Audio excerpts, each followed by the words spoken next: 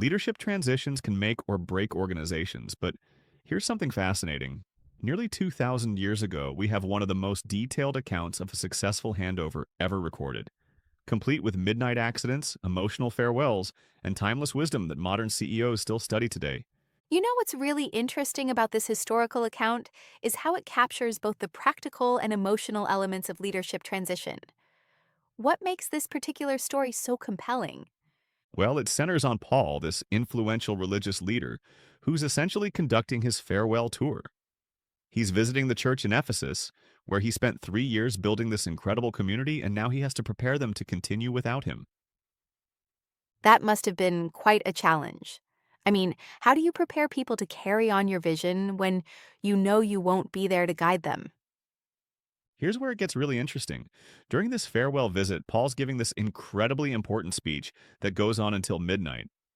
The room is packed, it's hot and stuffy from all these oil lamps, and this young man named Eutychus is sitting in a third-story window trying to stay awake. Oh no, I think I can see where this is going. Exactly. Poor Eutychus loses his battle with sleep and actually falls 3 stories to the ground.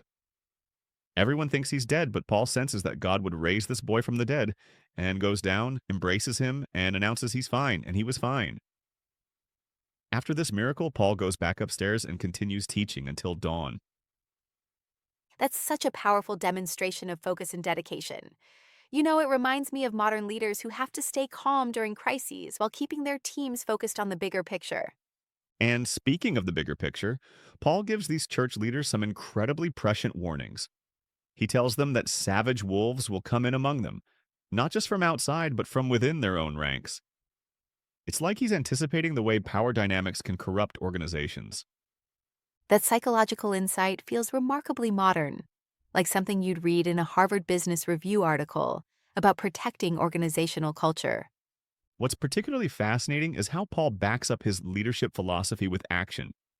He reminds them that he worked with his own hands to support himself, never taking advantage of his position for personal gain. In fact, he quotes the saying that isn't recorded anywhere else. It is more blessed to give than to receive. That's such a contrast to some modern leadership styles that seem more focused on personal brand building and monetization. The emotional climax of this story is just incredible. When it's time for Paul to leave, these strong church leaders are literally weeping and embracing him, knowing they'll never see him again. It's this powerful reminder that great leadership isn't just about strategy and vision. It's about genuine human connection.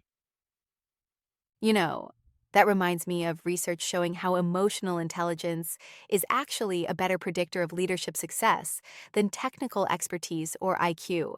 And here's what I find most relevant for today: Paul's approach to making himself dispensable. He's not trying to create dependency or maintain control.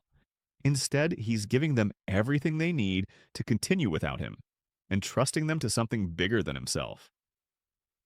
That's really the heart of sustainable leadership, isn't it?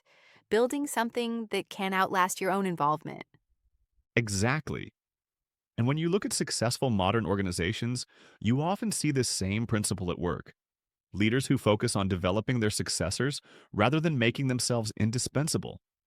It's about creating systems and cultures that can thrive beyond any single leader's tenure.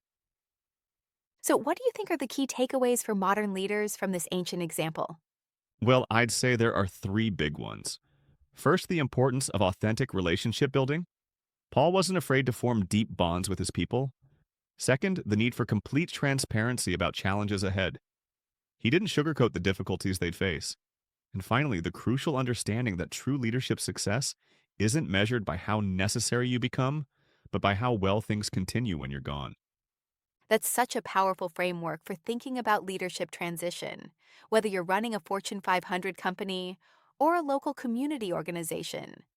And perhaps that's why this account has endured for so long, because it captures something fundamentally true about human organization and leadership that transcends time and culture. It's not just about the mechanics of transition, it's about the human elements that make or break any significant change.